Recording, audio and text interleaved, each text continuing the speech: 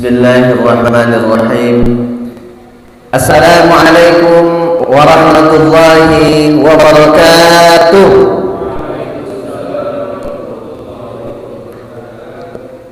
Alhamdulillahi rabbil alamin alladzi ahyana ba'dama amatana wa ilayhi an-nusyur. Ashhadu an la ilaha illallah wahdahu la syarika lah wa ashhadu anna Muhammadan 'abduhu wa rasuluh. Allahumma salli wa sallim wa barik ala sayyidina Muhammad wa ala alihi wa ashabihi ajma'in. Yang kami hormati para alim ulama, guru-guru kita, para ustaz-ustaz kita, imam, dan bapak-bapak, ibu-ibu, seluruh jamaah salat subuh yang dimuliakan oleh Allah Subhanahu wa taala. Kembali kita bersyukur kepada Allah Subhanahu wa taala. Alhamdulillahirabbil alamin. Pada subuh ini Allah masih memberikan kepada kita nikmat kesempatan, nikmat kesehatan, nikmat iman dan juga nikmat Islam. Sehingga dengan nikmat tersebut, alhamdulillah kita bisa bersama-sama hadir ke rumah Allah yang sangat kita muliakan ini. Kemudian salawat dan juga salam tak lupa pula kita ucapkan buat Nabi besar kita, yakni Nabi Muhammad sallallahu alaihi wasallam. Allahumma salli wa sallim wa barik ala sayyidina Muhammad wa ala alihi wa ashabihi ajma'in. Bapak-bapak, ibu-ibu yang dimuliakan Allah Subhanahu wa taala, alhamdulillah pada subuh ini insyaallah kita akan kembali melanjutkan kajian hadis kitab Riyadhus Shalihin min kalami Sayyidil Mursalin yang ditulis oleh Imam Abu Zakaria Yahya bin Syarif An-Nawawi. Minggu kemarin kita sudah membahas sebuah hadis yang ke-58. Masya Allah, alhamdulillah, hadis yang ke-58 atau hadis yang kelima dalam urutan bab yang keempat, yaitu bab as-siddiq. Hadis yang kita pelajari minggu kemarin itu bercerita tentang kejujuran para orang-orang terdahulu yang dinilai oleh seorang nabi, ya, yang diceritakan oleh Rasulullah sallallahu alaihi wasallam tentang adanya para tentara yang ikut berperang dengan Nabi sebelum Nabi Muhammad sallallahu alaihi wasallam. Ternyata ada di antara mereka itu yang tidak jujur. Ketidakjujurannya itu adalah mengambil harta perang, ya, mengambil harta rampasan perang. Dan dalam hadis itu disebutkan harta yang disimpan ataupun harta yang diambil oleh tentara tersebut sebongkah emas, ya. Disebutkan sebesar kepala baqarah. Baqarah itu artinya kerbau, ya. Sebesar kepala kerbau yang disembunyikannya, Masya Allah, ya. Dan itu ternyata diketahui oleh Nabi. Rasulullah tidak sebutkan siapa nabinya. Diketahui oleh Nabi karena ada datang api dan yang turun dari langit ingin menyambar orang ataupun ingin menyambar rombongan yang ikut berperang tadi. Akhirnya tidak jadi disambar. Maka Nabi tersebut menyampaikan ada yang tidak jujur di antara kita, ada yang melakukan kecurangan di antara kita. Seakan-akan Nabi itu mengatakan ini teguran ini, ya, ini teguran dari Allah Subhanahu wa taala. Nabi diberitahu oleh Allah Subhanahu wa taala melalui perantara malaikat-malaikatnya. Maka dilakukanlah sumpah baiat kepada Nabi tersebut. Seluruh yang ikut berperang diminta sumpahnya. Ada 3 orang ataupun 2 orang yang ketika melakukan sumpah tangannya lengket dengan tangan Nabi tersebut. Maka diketahui oleh Nabi, kamulah yang tidak jujur. Inilah orang yang tidak jujur. Apa yang kamu sembunyikan? Dibawalah, dikeluarkanlah emas sebesar kepala kerbau. Masya Allah. Itu berapa M harganya ya? Sebesar kepala kerbau, ya, dikeluarkan. Akhirnya diminta oleh Nabi tersebut taruh di depan ini. Tak lama kemudian datang api tadi menyambar itu emas, habis, selesai. Karena Bapak Ibu, ternyata di antara kemuliaan Nabi Muhammad SAW itu, harta rampasan perang itu dihalalkan pada masa Nabi Muhammad. Nabi-nabi sebelumnya itu tak boleh mengambil harta rampasan perang. Tetapi pada zaman Nabi kita ada 6 hal yang diperbolehkan. Salah satunya itulah harta rampasan perang itu dihalalkan kepada Nabi Muhammad SAW. Itulah kejujuran ataupun kebohongan yang disimpan oleh orang-orang terdahulu. Datang seorang Nabi Muhammad tahu, Nabi itu tahu, Rasulullah pun juga seperti itu, diberitahu oleh Allah Subhanahu wa taala melalui perantara malaikat-malaikatnya. Ya. Baik, hari ini kita akan membahas sebuah hadis yang terakhir, ya, yang terakhir dalam bab as-siddiq ataupun hadis nomor 6, ya, karena memang hanya 6 hadis yang dimasukkan oleh Imam An-Nawawi dalam bab as-siddiq ini, atau dalam urutan kitab Riyadhus Shalihin. Hadis ini hadis yang ke-59, insyaallah. Hadis yang ke-59. Hadis ini menceritakan tentang bagaimana kita jujur dalam jual beli, ya, jujur dalam jual beli. Yang jujur dalam hadis ini ternyata tidak hanya penjual yang diminta jujur, tetapi pembeli pun diminta jujur. Nah, gimana itu? Ya, penjual diminta jujur, tetapi pembeli pun diminta jujur oleh Rasulullah Sallallahu Alaihi Wasallam. Baik Bapak Ibu yang dirahmati Allah Subhanahu Wa Taala, kita bacakan hadisnya. Bismillahirrahmanirrahim. An Abi Khalid Hakim bin Hizam radhiyallahu anhu. Seperti biasa, sebelum kita masuk ke matan hadis itulah intisari dari hadis tersebut, maka kita cek dulu sanadnya. Sanad hadis itu adalah silsilatul rawi, silsilah para periwayat hadis, ya. Yang terakhir itu adalah mukharrij, ya. Mukharrij yang paling bawah itu kalau dibuat pohon sanadnya, yang paling atas Rasulullah, kemudian sahabat Nabi yang mendengarkan ataupun melihat Rasulullah, selanjutnya disambung oleh tabi'in, kemudian tabi'in dan seterusnya, sampailah yang paling bawah itu mukharrij. Mukharrij itu orang yang membukukan hadis, ya, ataupun orang yang mengumpulkan hadis Nabi menjadi suatu buku atau at-tadwin namanya, ya. Maka itu disebut sebagai yang kita kenal itu adalah Imam Al-Bukhari, Imam Muslim, An-Nasa'i, Ibnu Majah, At-Tirmidzi. Itu mereka itu disebut sebagai mukharrij hadis, ya, mukharrij hadis. Maka hadis ini diriwayatkan oleh sahabat Nabi yang bernama Abi Khalid Hakim bin Hizam. Wah, lagi-lagi ini nama baru, ya, nama baru di kalangan kita, ya. Tapi di kalangan orang hadis itu udah biasa, ya. Tapi di kalangan kita jarang kita mendengarkan nama Abu Hatim ataupun Abi Khalid Hakim bin Hizam ini. Siapakah dia ini? Ya. Yang kita kenal biasanya Ibnu Mas'ud, Abdullah bin Abbas, ya, Anas bin Malik, Abu Hurairah, Umar bin Khattab, Ali bin Abi Thalib, Siti Aisyah, Siti Khadijah dan lain sebagainya. Ini ada namanya Abi Khalid Hakim bin Hizam. Siapakah dia ini? Bapak Ibu yang dirahmati Allah Subhanahu wa taala, Hakim bin Hizam itu keturunan dari Khuwailid. Ya, siapa Khuwailid? Khadijah binti Khuwailid. Nah, pernah dengar Bapak Ibu, ya? Pernah dengar lagu siapa? Syekh Habib Syekh, ya. kisah sang Rasul.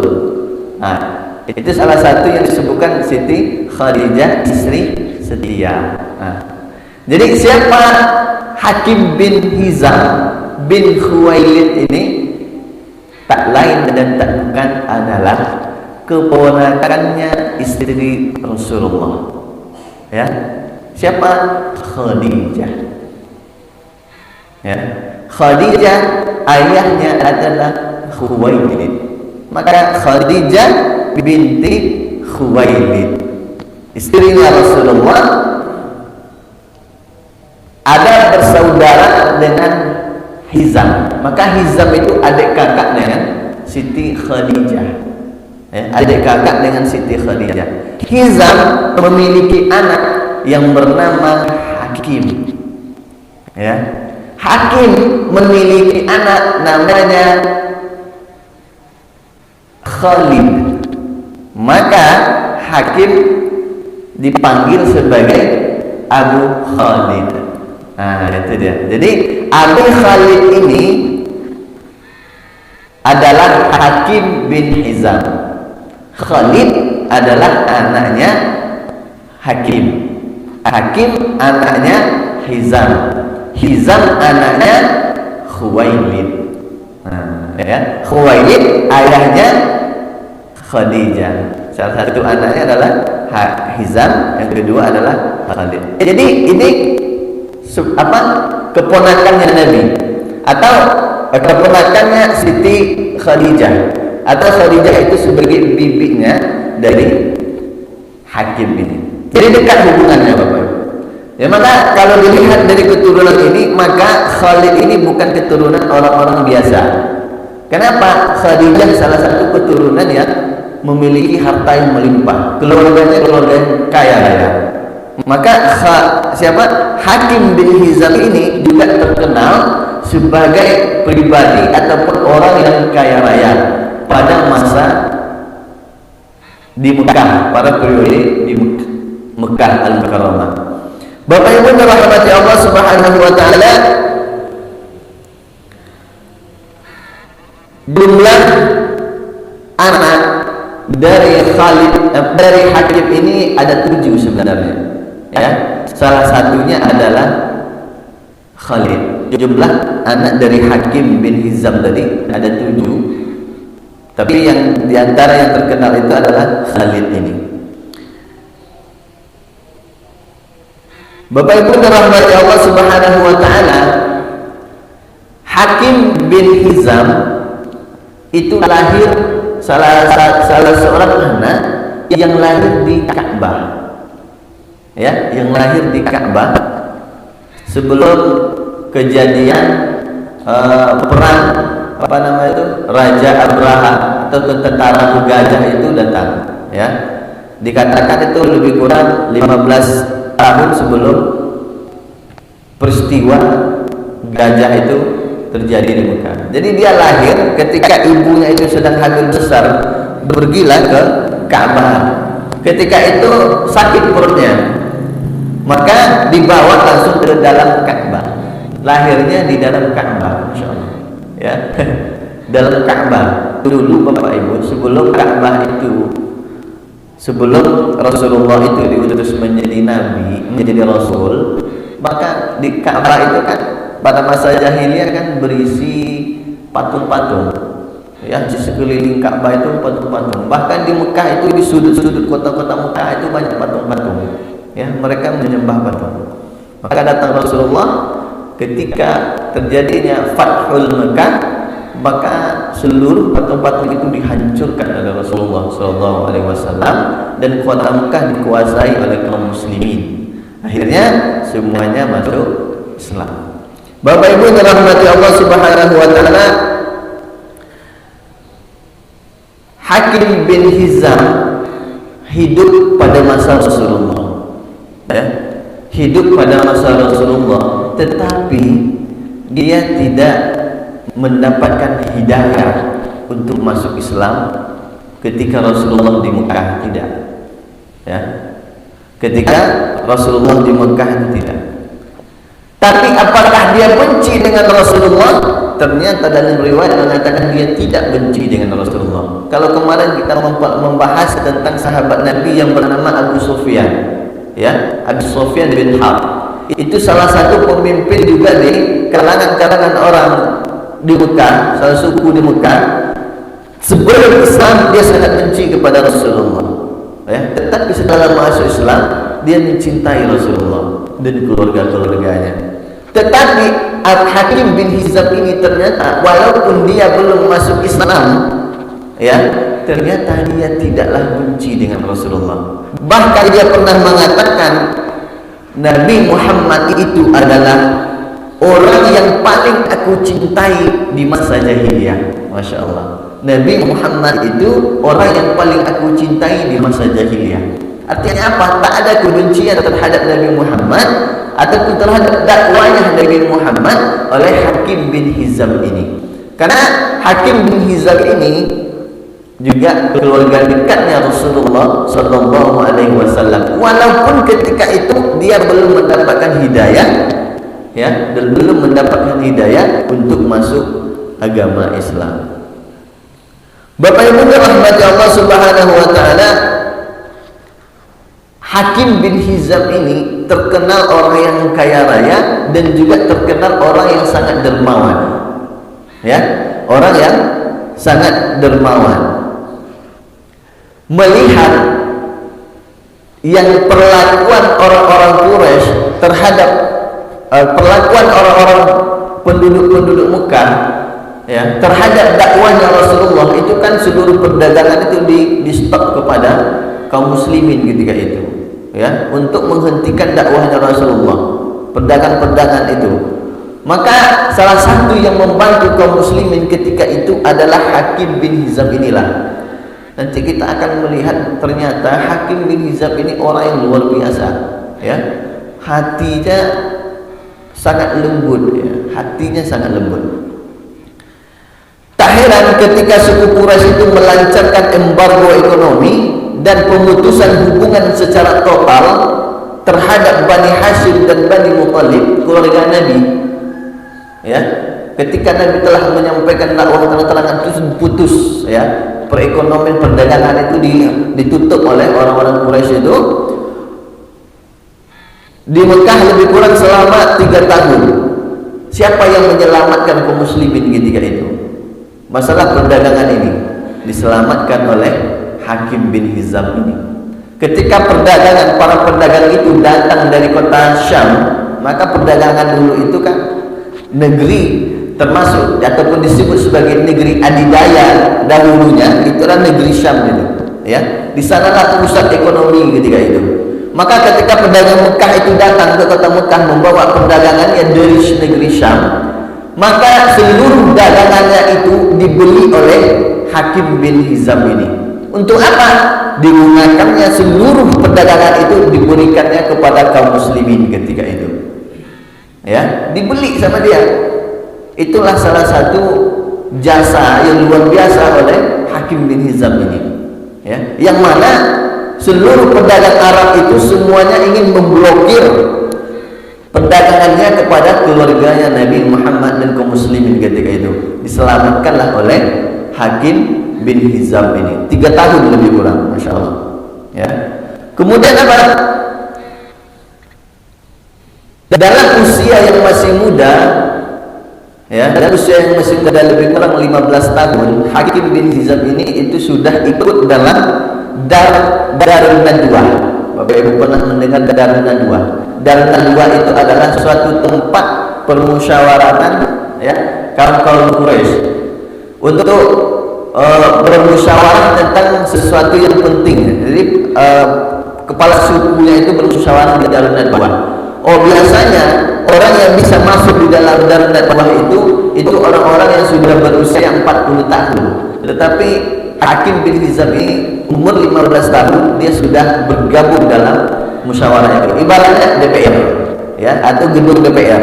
Di situlah mereka memutuskan, bahkan untuk memutuskan ingin membunuh Nabi ketika peristiwa hijrah itu, maka mereka di situlah mereka bermusyawarah, orang-orang kafir itu, ya, dalam Nadwah. Kemudian Hakim tadinya tidak memeluk agama Islam di awal-awal Islam, lebih kurang 20 tahun Islam sudah menyebar, ya, sudah Rasulullah sudah sudah menyebarkan Islam secara terang-terangan. Hakim juga belum. Kapan hakim ini baru masuk Islam? Inilah yang disesalinya, Bapak Ibu. Inilah yang disesalinya. Ternyata Hakim bin Hizam ini baru masuk Islam ketika peristiwa Fathul Mekah. Ya, ketika peristiwa Fathul Mekah, sama seperti Abu Sufyan. Abu Sufyan juga seperti itu ketika peristiwa Fathul Mekah. Ya, ini yang pernah dia sesali, ini yang pernah dia tangisi. Kenapa engkau menangis wahai ayahku, kata anaknya kepada Hakim bin Hizam ini. Kata Hakim bin Hizam, banyak yang aku tangisi wahai anakku. Kenapa tidak dari dulu aku memeluk agama Islam ini? Kalaulah aku dari dulu memeluk agama Islam, maka akan banyak kebaikan-kebaikan yang bisa aku lakukan, katanya. Karena memang Bapak Ibu, sebelum agama Islam, sebelum dia memeluk Islam, dialah yang membantu orang-orang Islam.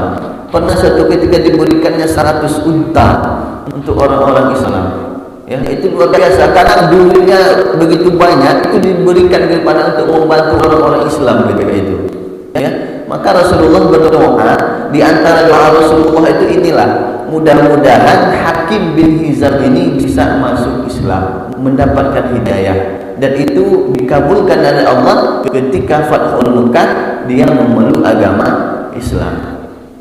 Maka ketika dia Islam ada yang menarik, ditanyakan oleh Hakim bin Hizam ini kepada Rasulullah, wahai Rasulullah, apakah kebaikan-kebaikan saya yang dahulu dia menyedekahkan ini, menyedekahkan itu, membantu kaum muslimin itu, apakah itu masih tercatat atau sudah hilang?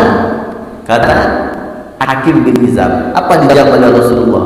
Ada dalam hadis Imam Bukhari dan Imam Muslim. Rasulullah menjawab, engkau masuk Islam bersama dengan kebaikan yang telah engkau lakukan sebelumnya.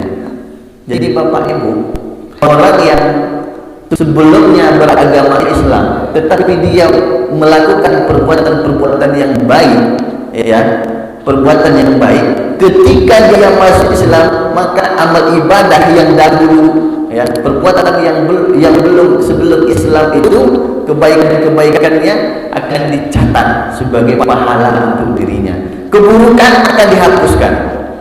Ya, karena ketika seseorang itu mengatakan bersyahadat, maka seluruh keburukannya itu akan diampuni oleh Allah Subhanahu wa taala. Tapi kebaikan tetap akan dicatatkan oleh Allah Subhanahu wa taala.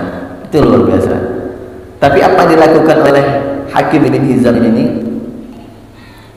Pernah dia mengatakan, ya, demi Allah, tidaklah ada kebaikan yang aku lakukan pada masa jahiliyah kecuali aku perbuat semisalnya setelah aku masuk Islam, lillahi ta'ala, karena Allah Subhanahu wa ta'ala.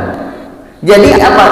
Kebaikan-kebaikan dulu yang pernah dia lakukan sebelum agama Islam, sebelum dia masuk Islam, diulanginya lagi pada masa ketika dia Islam.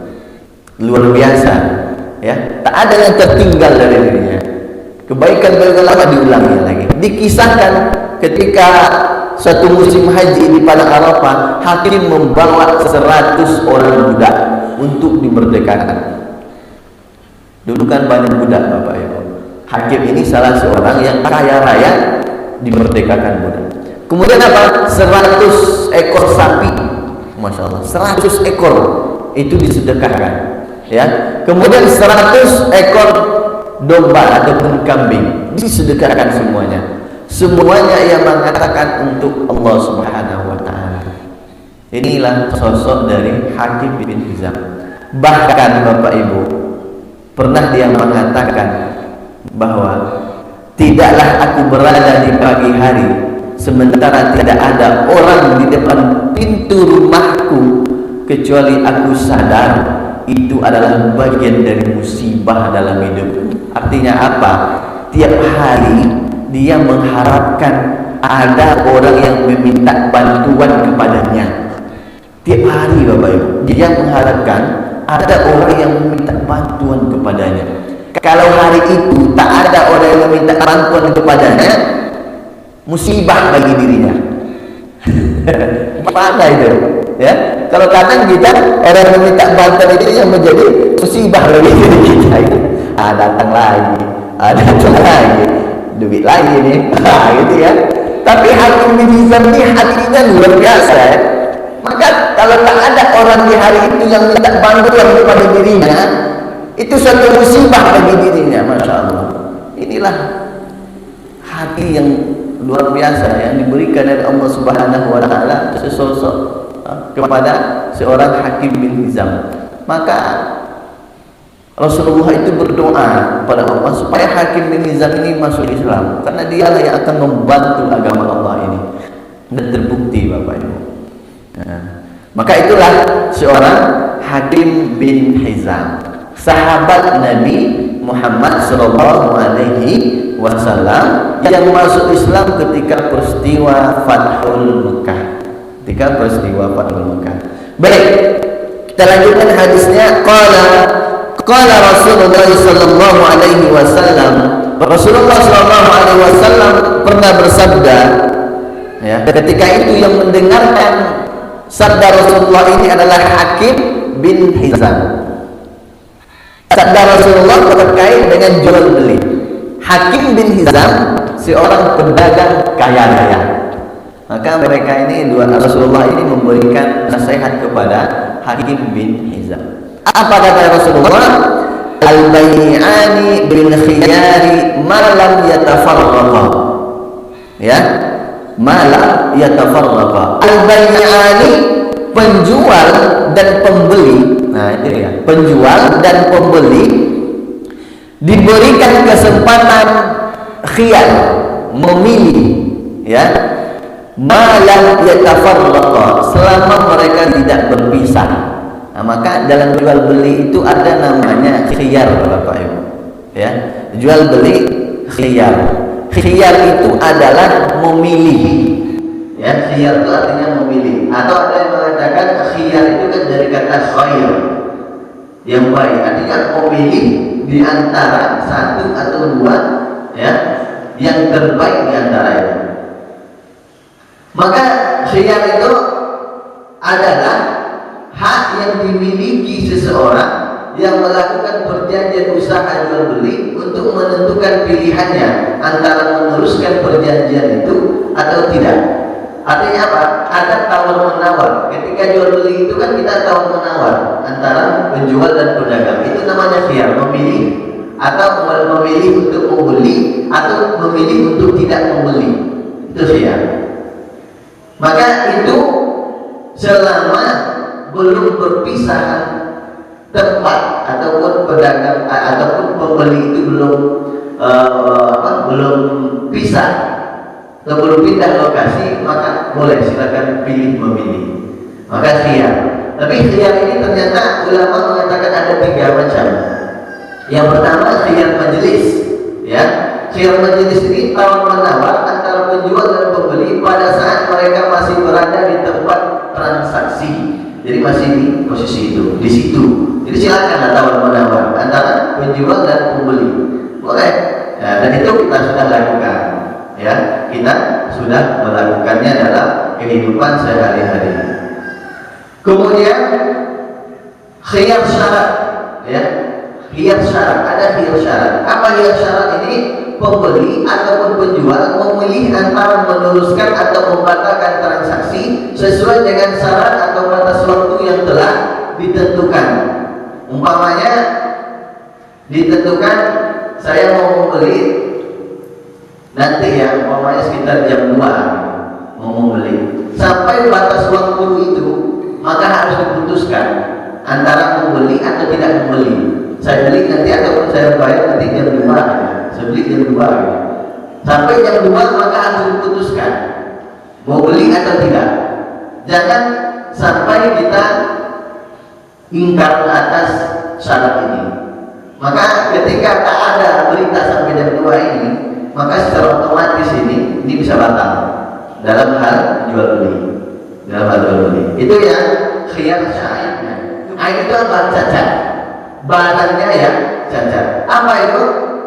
Hak untuk memilih antara membatalkan atau meneruskan dalam akad jual beli apabila ditemukan kecacatan pada barang yang diperjualbelikan, sedang pembeli tidak mengetahui adanya cacat pada saat akad berlangsung. Ya, ini beli sah di depan ini, beli apa lah gitu ya, membeli handphone, sah jual belinya sudah dibeli gitu ya. Ternyata sampai di rumah HP ini rusak ternyata. Tadi di situ aman-aman saja, ya. Pembeli tidak tahu, ya. Pembeli tidak tahu ternyata HP ini ada cacatnya. Penjual tahu ini, penjual tahu, tapi dia tidak memberitahu kepada pembeli bahwa HP ini ada masalah. Secara fisik bagus, tidak ada masalah. Dicek situ bagus. Ternyata sampai di rumah baru ketahuan ada cacatnya. Maka dalam sebuah hadis Rasulullah menanyakan memilih khiyar ini batasannya itu ada yang mengatakan sampai 3 hari. Ya, ibarat kita sekarang garansi lah. Ya, garansi. Nanti dalam 3 hari ada masalah balik sini lagi. Ya, kalau ada cacatnya balik sini lagi ganti yang baru atau diservis ulang. Nah, itu khiyar lain namanya. Itu boleh saja dalam jual beli. Dan itu tidak ada masalah. Sesuai dengan hadis-hadis Rasulullah SAW. Jadi itu khiyar. Dalam hadis ini khiyar majelis ini ya, malam yatafarraqu selama mereka tidak berpisah. Fa in sadaqa wa bayyana burika lahum fi bai'ihima. Rasulullah melanjutkan jika mereka jujur, nah ini sadaqa, mereka jujur dua orang tadi, pembeli dan penjual. Penjual dan pembeli itu jujur dan transparan, jujur dan transparan ya, memang ya, jujur sama juga dengan transparan ya, atas barang yang telah mereka jual belikan itu ya, mereka akan mendapatkan barokah dalam perjual belinya, dalam burika lahum fi bai'ihima, mereka akan mendapatkan keberkahan dalam jual beli mereka, dalam perdagangan mereka. Jujur. Nah inilah Imam An-Nawawi memasukkan hadis ini dalam bab jujur. Bagaimana seorang pembeli dan seorang penjual mereka sama-sama jujur. Orang yang penjual jujur akan barangnya, sebutkan. Rasulullah mengatakan sebutkan kebaikannya, sebutkan keburukannya. Itu rahasia Rasulullah dalam berdagang, Bapak Ibu. Maka Rasulullah itu kan salah di usia remaja, dia sudah menjadi pedagang yang luar biasa. Ya, pedagang yang hebat tidak hanya di kota Mekah, tetapi di antar negara ketika itu. Bersama dengan Siti Khadijah. Di usia 15 tahun Khadijah meminang Rasulullah. Khadijah meminta dipinang oleh Rasulullah karena melihat kepribadian Rasulullah yang begitu jujur. Ya, sudah berdagang antar negara. Ya, jadi ekspor impor lah Rasulullah. Ya, itu Rasulullah. Kalau masa sekarang itu baru ke businessman gitu ya. Pakai dasi, mobil mewah aja. Maka ketika Bapak meminta Khadijah itu, mahalnya itu kan ada mengatakan 100 ekor unta. Bayangkan itu. Jadi tak, bukan orang miskin Rasulullah, orang kaya. Orang yang kaya raya pada masa itu. Tapi harta yang dimiliki Rasulullah itu digunakan sepenuhnya untuk agama Allah Subhanahu wa taala. Jadi itulah Rasulullah mengatakan kuncinya sebutkan. Ini Pak barangnya bagus. Maka saya pernah juga di pasar Rincen itu ada seorang pedagang itu luar biasa juga. Ketika kita membeli dia mengatakan nggak usah yang ini Pak, ini belum masak ini. Ya, nggak usah ini. Bapak mau makan langsung dia. Ini belum masak. Disebutkan penjual buah dari pasar Rincen itu. Telur dasar, senang kita, ya. Atau karena mau beli buah yang lain, Pak jangan ini sudah lama ini. Yang lain saja.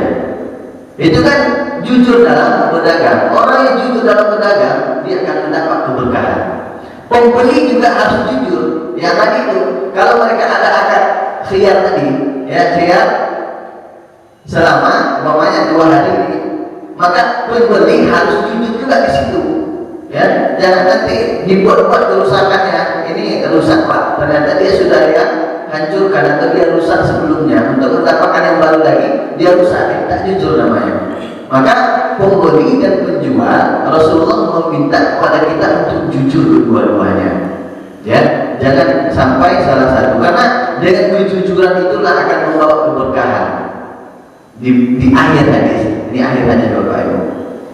Wa in katama wa kataba muhiqat barakatu bai'ihima. Nah, ini dia. Ini sindiran untuk kita. Apa kata Rasulullah?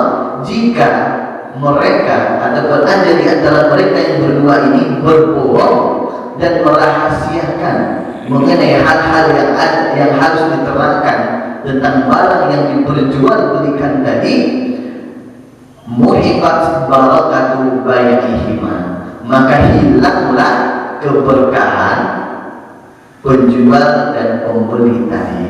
Jadi Bapak Ibu, inilah kalau ingin jual beli kita itu berkah, jujur. Tapi kalau tidak jujur, hilang keberkahannya. Harta yang didapat mungkin ada banyak, tetapi terasa kurang dan kurang terus. Ya, harta yang didapatkan, mungkin untung yang didapatkan, dilihatkan yang di atas yang baik-baik, ternyata di bawah yang buruk-buruknya, maka lama-kelamaan itu akan ketahuan juga. Inilah membawa kepada ketidakberkahan. Maka sekali lagi di hadis-hadis yang di awal dulu, kejujuran membawa kebaikan, ya, kebaikan membawa surga. Itulah, ya, orang yang jujur pasti tenang. Bawakan aja ke diri kita. Ketika kita jujur, hati kita ini tenang.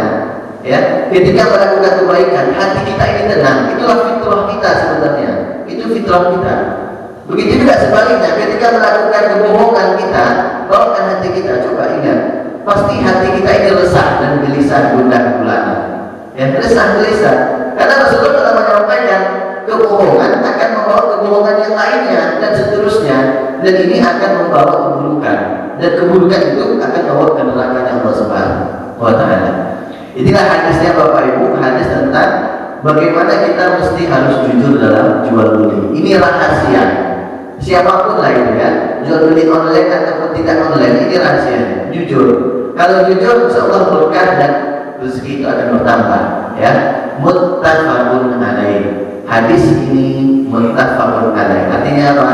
Diriwayatkan oleh Imam Al-Bukhari dan juga Imam Muslim. Hadisnya hadis sahih. Bapak Ibu yang dirahmati Allah Subhanahu wa Ta'ala, itulah hadis yang diriwayatkan oleh Hakim bin Hizam, sahabat Nabi yang luar biasa, memiliki harta yang melimpah, tapi digunakan sepenuhnya untuk membantu orang lain. Maka carilah harta sebanyak-banyaknya, tapi niatkan untuk membantu orang lain ataupun membantu agama Allah Subhanahu wa Ta'ala. Bapak Ibu, mungkin itu saja kajian kita hadis. Insyaallah minggu depan kita akan masuk di bab yang baru, yaitu bab muraqabah. Ya, bab muraqabah. Mudah-mudahan bisa juga kita baca hadisnya. Ini agak panjang nanti hadisnya, tapi tidak ada masalah, ya. Mudah-mudahan bisa kita selesaikan. Dulu kita membahas tentang kisah taubatnya Ka'ab bin Malik, itu hampir sebulan lebih, ya, 6 minggu kalau salah. Karena hadisnya memang panjang, 8 halaman kisahnya. Karena itu kisah. Nanti dalam hadis dalam bab muraqabah juga ada kisah-kisah, ya, kisah-kisah. Bapak Ibu dirahmati Allah Subhanahu wa Ta'ala, mungkin itu kajian kita sudah terang ternyata. Kalau ada yang mau ditanyakan, kalau bisa kita jawab, kalau tidak bisa kita tangguhkan. Ada Bapak Ibu. Tapi ini khiyar ini sudah kita lakukan dalam kehidupan sehari-hari, dan itu ada tuntunannya dari Rasulullah dan boleh, tak ada masalah. Dan selama ini sudah kita lakukan, ya, sudah kita lakukan. Kalau tidak ada, mungkin kita tutup saja. Demikian kajian kita pada subuh ini. Mohon maaf kalau ada kesalahan dan kehilafan. Sama-sama kita tutup dengan membacakan doa kafaratul majelis. Subhanakallahumma wa bihamdika asyhadu an la ilaha illa anta astaghfiruka wa atubu ilaik. Mohon maaf atas segala kekurangan. Mudah-mudahan ini menjadi amal ibadah, menambah kebaikan kita di akhirat nanti. Amin. Amin ya rabbal alamin. Assalamualaikum warahmatullahi wabarakatuh.